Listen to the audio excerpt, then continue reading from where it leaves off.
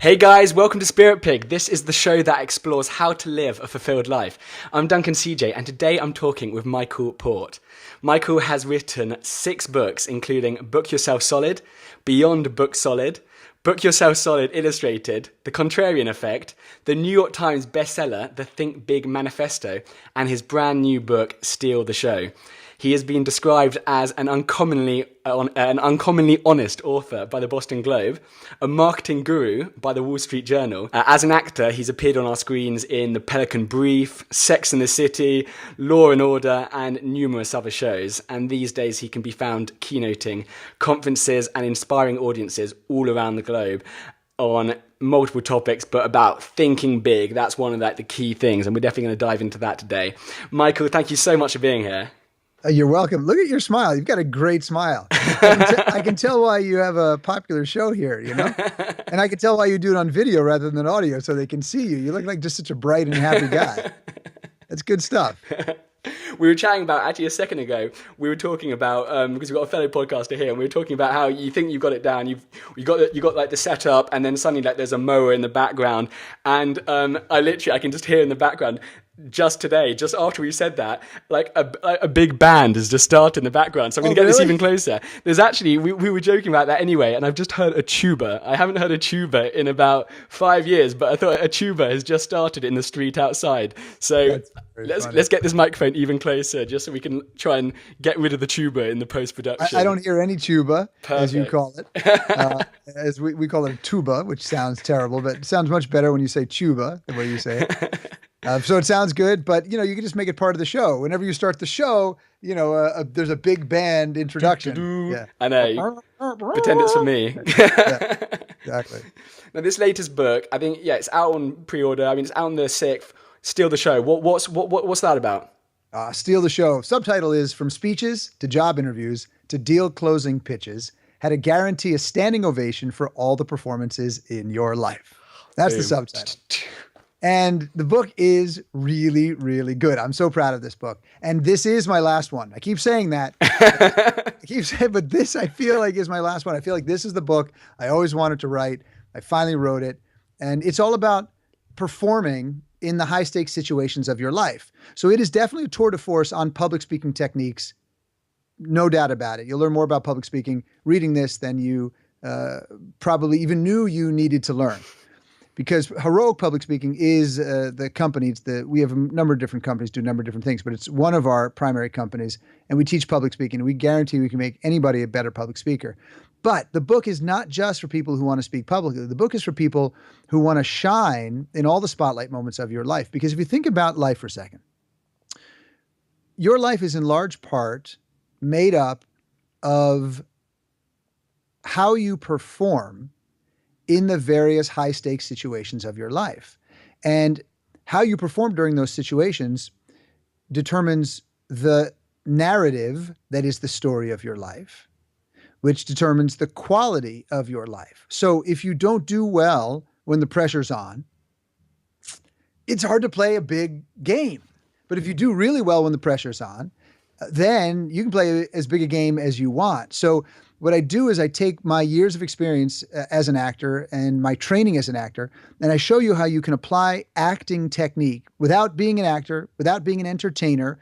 You can apply acting technique, performance principles to everyday situations so you can be a much better authentic performer, because authenticity is essential. I want to cut this right off the bat before anyone even thinks it.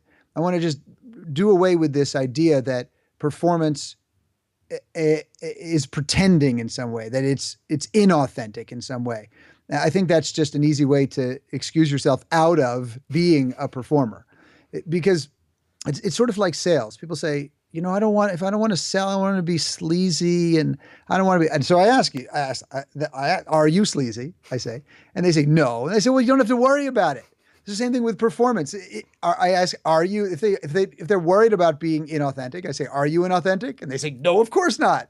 I say, well, you don't have to worry about it. If you're inauthentic, you'll come across inauthentically as a performer. If you're authentic, you'll come across authentically as a performer. Interesting. So it's just, it just amplifies what you already are. And as long as you are true to your values already, then it will just be congruent, everything you do, whether you're talking about sales, whether you're talking about business, whether you're talking about, asking a girl out on a date, whether you're talking about, doing this or that. I mean, it's just. Well, look, I even write about first dates in the book because a first date is a performance. Yeah, absolutely. Chris Rock has a great joke. He says that you don't show up for your first date. Your representative shows up on your first date. Now, we're laughing because there's some truth to it. Yeah. And we know, however, that if we're inauthentic on a first date, we don't get a second date. But if we're authentic, we're still performing. We're still putting forth our best effort.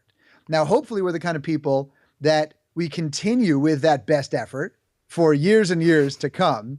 It's not like we give this great performance, we get what we want, and then we take off. It's nothing to do with that. Every single day, we are trying to perform better, to be more in service of the people that we love, the people around us. So even chivalry is a role that you play. Chapter 3 in Steal the Show is about playing the right roles in every situation. And we play different roles all day long. I play one role as a father, and I'm getting remarried on December 13th, which is awesome. Congratulations. I never thought I'd get married again, but I'm so psyched. Yesterday we went and bought my wedding band. I never thought I'd wear a wedding band again. I'm totally pumped. I want to wear it right now, but I have to wait till December 13th. And I have now I will have 2 stepchildren, and all the kids live with us primarily. And my role with them is slightly different than my role with my biological son. And all of those roles will change over time.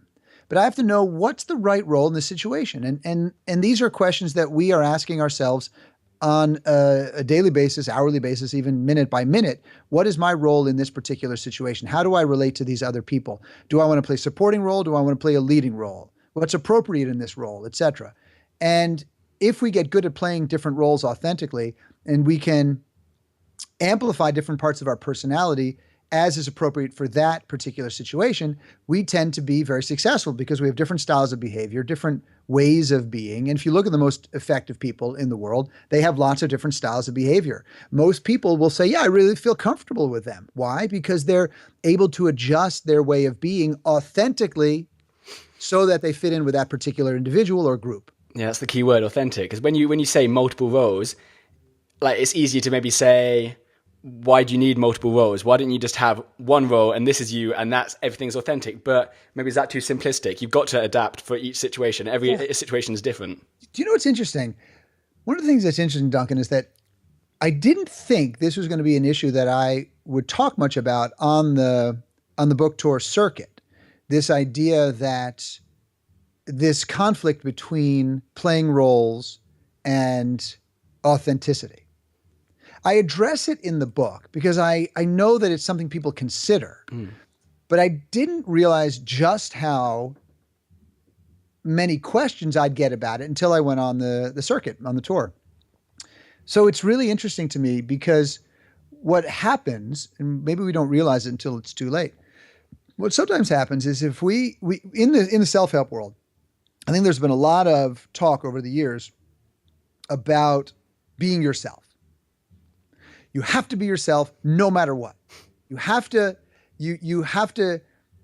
stand for one thing and that's it. There's this idea that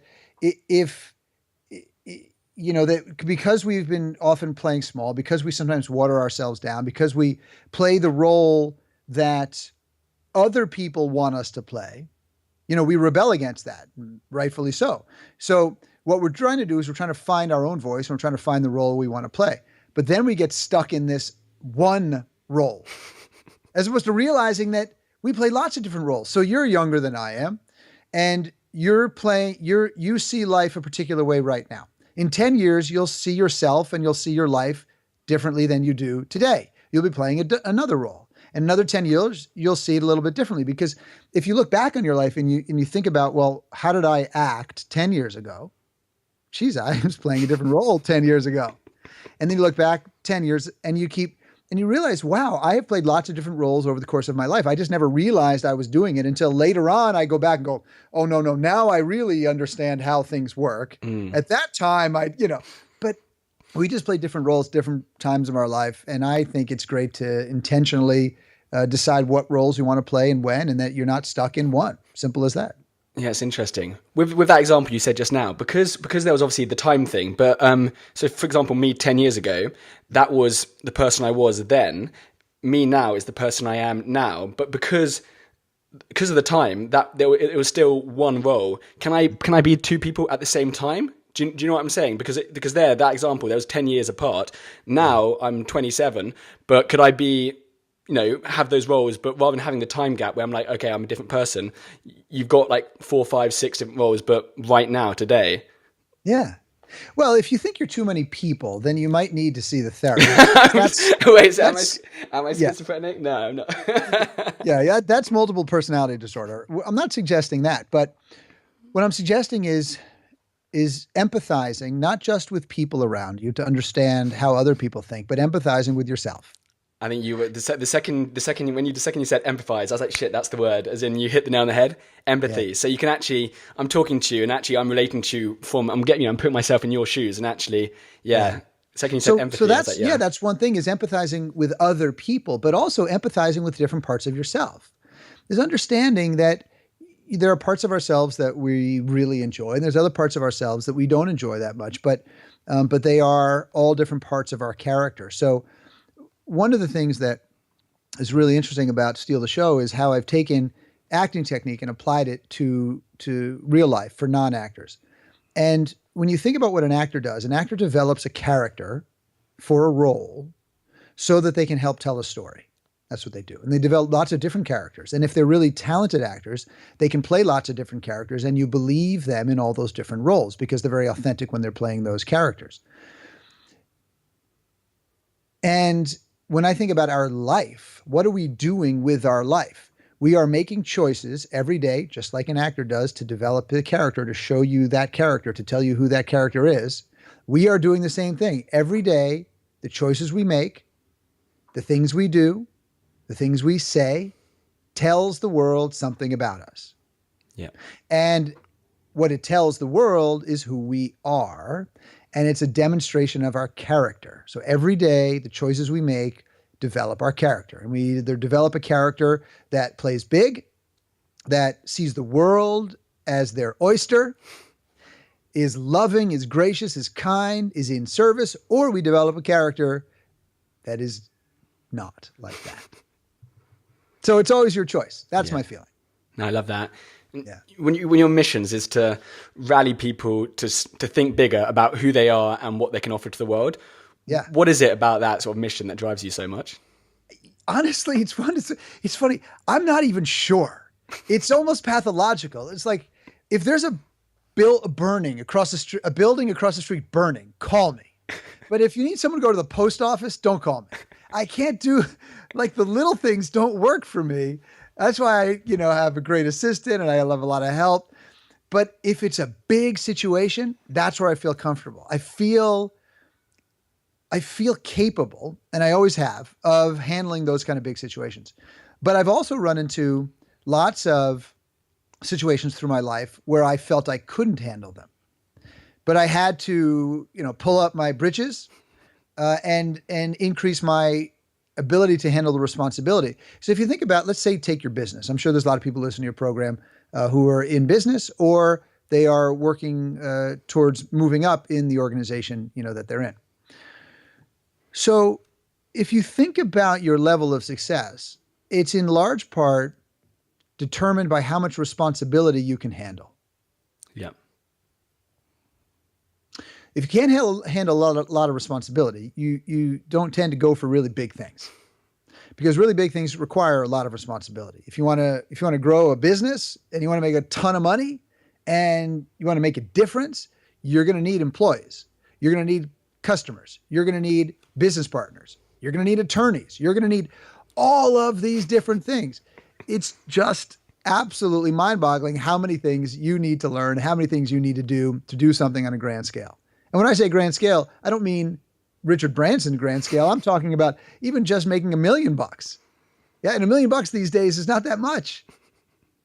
I'm trying to tell my kids say, Dad, are you a millionaire? I'm like, dude, $1 million is not going to take you very far anymore. So you got to start thinking bigger, because your college is going to cost $1 million when you get there in 10 years. So, we gotta go bigger than that. So in any event, the point is that I think that there's a lot of responsibility associated with doing anything in the world that has meaning.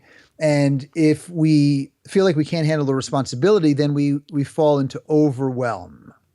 Yep. And we love overwhelm. And overwhelm is such a great place to be in, because we don't have to do the things that are hard.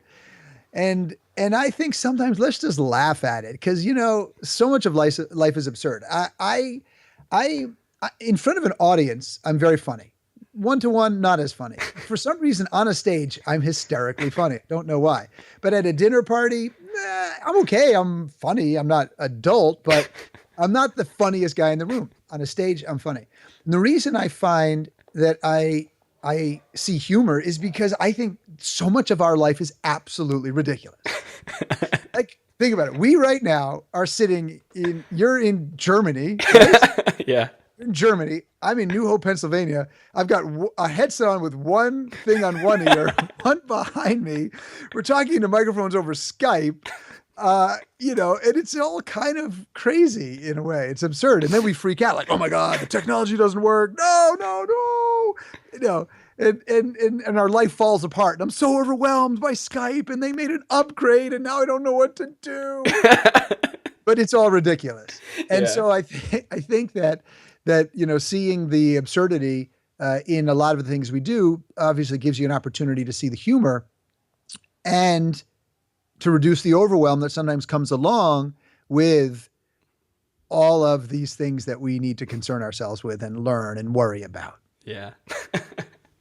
You're making me look. When we were saying that, you're talking about Skype, the upgrade. Like yesterday, I was genuinely concerned about the fact that the URL links were I couldn't figure them out on some stupid thing. I just had to step away, and I was like, what was that about? I genuinely took an hour away from my life, and I was like, that was the most useless hour of my life. Totally. And then look, I've got this book launch now, so. Steal the Show is so important to so many things we're doing.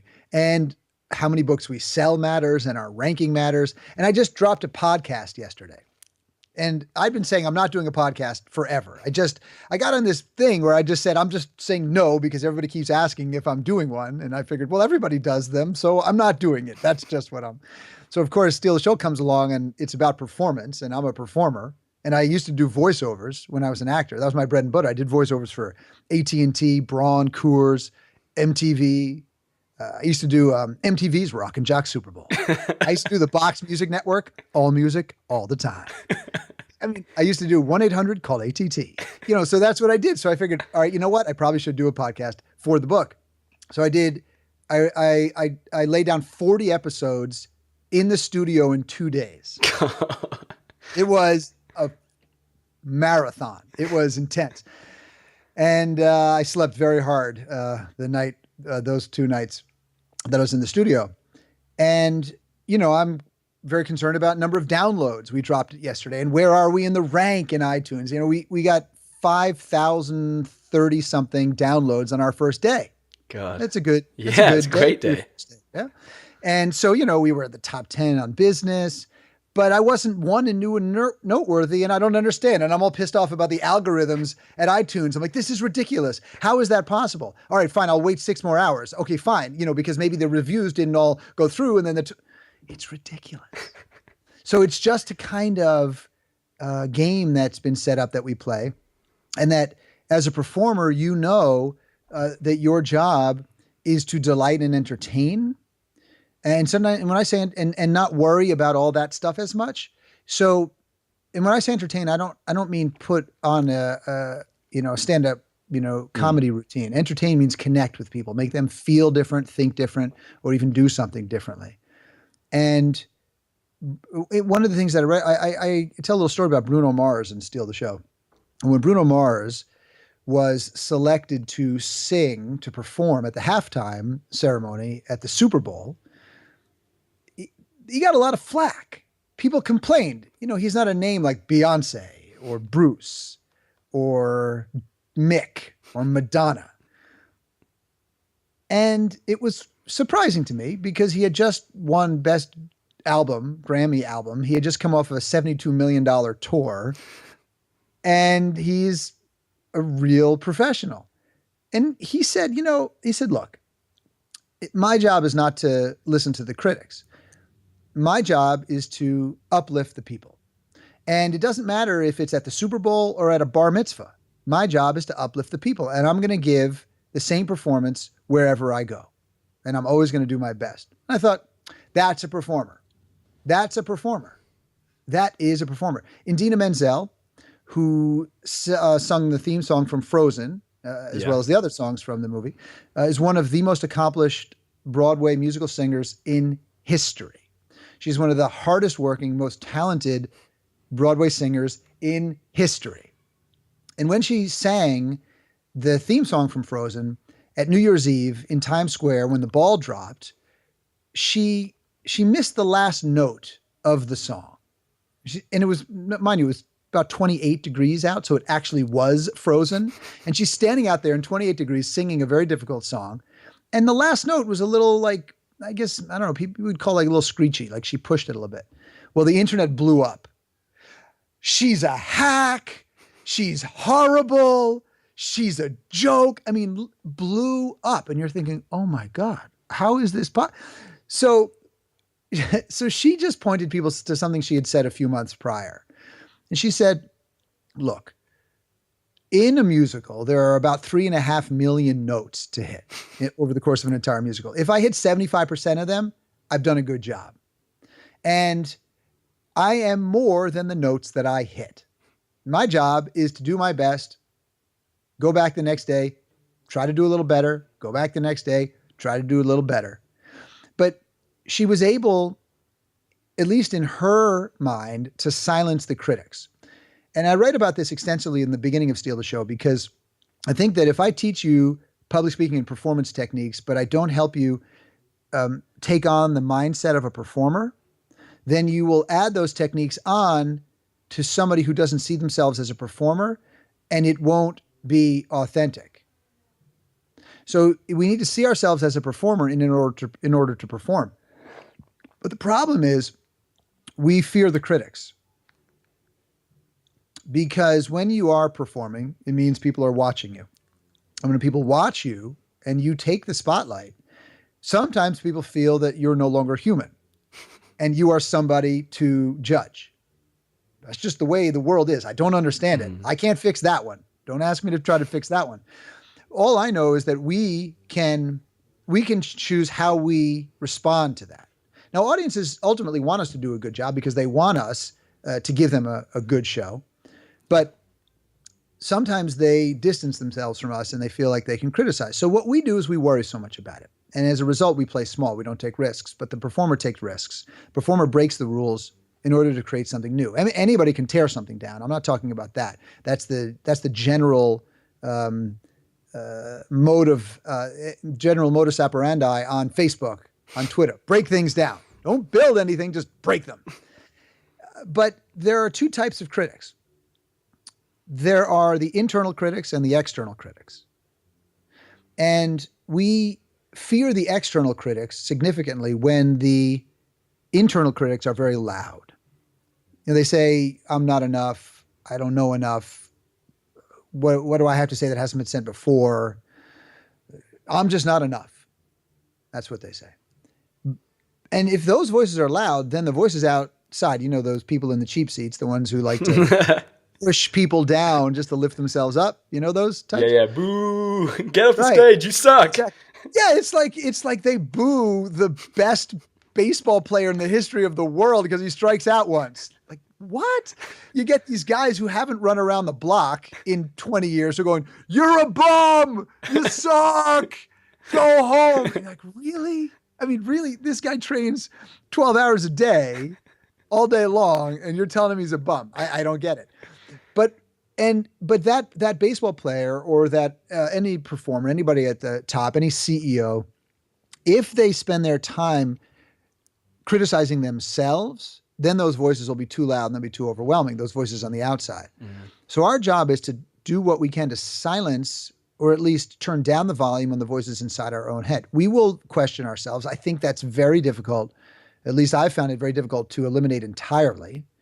I did a podcast interview yesterday, and afterwards I was like, I feel I was kind of, I was not really clear, and I didn't like it. And my fiance is like, Michael, actually, I thought it was one of your best. I'm like, oh, then I suck if that was one of my best. She's like, no, Michael, you're an idiot. I'm like, I know, I'm an idiot. So I don't think those feelings go away all the time. But if we can quiet them down, then we don't worry about the external critics as much. And then we were willing to take more risks. Then we're willing to go out on a limb and play different roles. Then we're willing to share all the different things that we stand for and not, pigeonhole ourselves or get caught in one thing. Then we're more willing to go and ask for the things we want. Because if somebody says no, we don't take it so personally.